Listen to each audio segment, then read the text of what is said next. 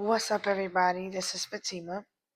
Welcome to my channel, or welcome back if this is not your first time. I invite you to tap in on this energy as I highlight the areas that govern the sun sign of Gemini when it comes to the body. I'll also be giving an ancestor message, a brief ancestor message, at the conclusion of this informative video. So Gemini is the ruler of the third house. When we talk about the sun sign, we are talking about the character, who you are as a person, why you are the way that you are, and your self-expression.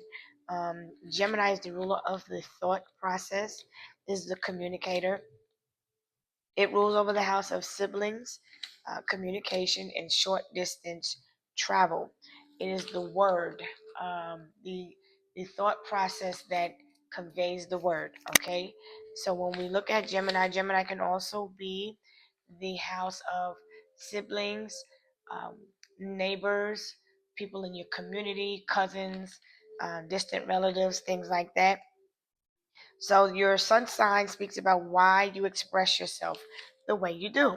Okay, so when we look at aspects of the body, Gemini rules over the shoulders, the arms, the your hands, your respiratory system, your bronchial tubes, your lungs, your nervous system, the connections for senses, your motor skills, your blood capillaries, the exchange system, your gastrointestinal system, your esophageal system.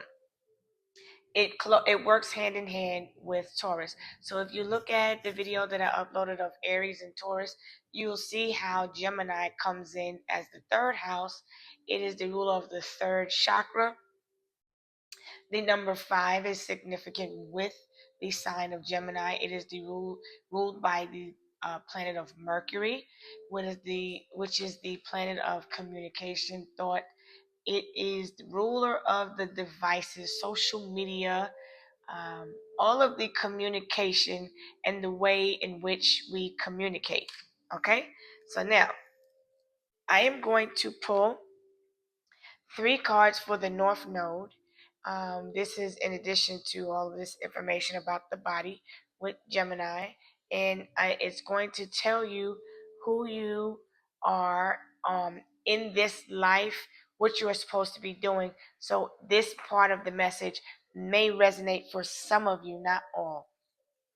Okay, so I'm going to pull 3 cards. Let me get some 3 numbers so I know which astral houses to pull off of. And this North Node will tell you what you are supposed to be doing in this life. The South Node I will give you also, which is going to explain who you were in the past. Okay, so the first house we're going to look at is the fourth. The fourth house being a North Node in Cancer. Okay, we have the North Node in the 11th house of Aquarius. All right. And we have a North Node in the first house of self, of Aries. All right. So now, if you are a North Node in Aries, okay, you are to make your own decisions in this life now. Stand up for yourself, walk your own path, cultivate independence, prioritize your own needs, be yourself, face the idea of rejection, take the lead, be a leader, not a follower. We just came out of the North Node in Aries as well, and so now we are in the North Node of Pisces. So with you having a North Node in Aries, you already mastered relationships, because the opposite of the Aries is the Libra. So in the past, your sign, your path was about mastering the art of your relationships and giving to other people.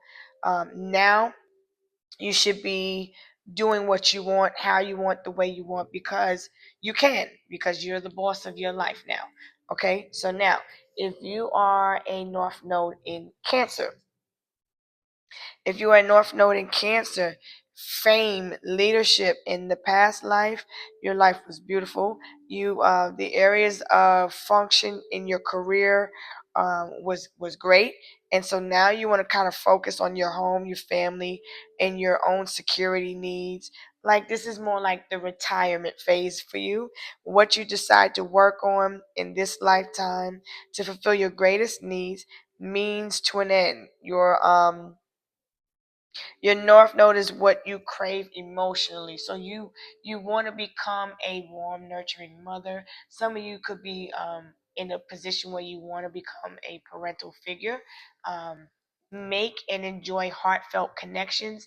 Embrace your feminine aspect, your maternal instincts, your maternal side, and kind of connect with your emotions.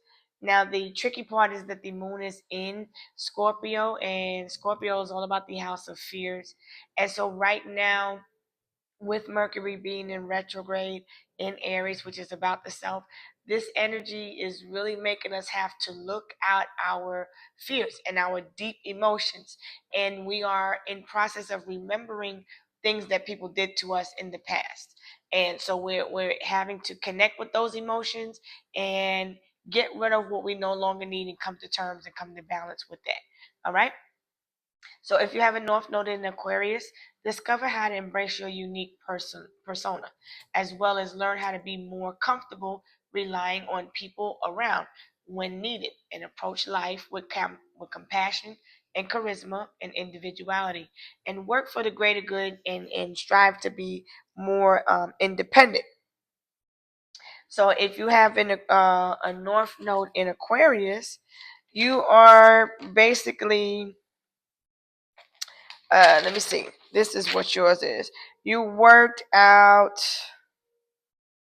you understand children, you probably worked with children. You had a lot of fun in your past life, right? The North Node is other people's children. So now friends and group activities they were important because balance and fun and other people's children and etc. Brought you comfort. Helping others is what helped you to really enjoy yourself. You were more of a humanitarian in the past life. So now you're needing to be more independent and kind of free yourself. So the color for Gemini is yellow. This is a good color to and invoke energies of your best self. Okay, this will pull on the energies of the sun, which where your sun sign is in Gemini. Sun being all about Ra, the Most High, Father God, connected to the energy of happiness, peace, Christ, having compassion, warmth, abundance, being determined, vigor, courage, being magical, having wisdom. The North Node is actually in Pisces, so we're all looking to find our peace. And in order to find your peace, yourself is telling you to align with one of these three North Nodes. So one of these North Nodes is for you. So you are to either follow your impulses and realign yourself, or follow your instincts. Okay, use your intuition, or follow your instincts, and the Aquarius is to follow your intuition. Okay, so now let's see, and because your intuition is going to guide you along your path here. So let's see what your who you probably were in a past life. In a past life, you probably were a healer. You could have been a Virgo. Uh, you may have been worked in the healthcare. You worked as a veteran, or you could be a veteran or a veterinarian. You could be a shaman, a nutritionist. So you may have been like a healthcare guru, really been into the healthcare sector. You could have been a Capricorn, a financier, banker, entrepreneur. You could have worked at one of these places. Okay, or you could have been a Sagittarius. You could have been a professor, an astrologer, prophet, or a traveler. Or you could have a 12th house in Virgo, Capricorn, or Sagittarius. And this speaks of the karma that your karmic contract. So basically, what you're having to face and become in order to be the truest version of yourself. Okay, so there could be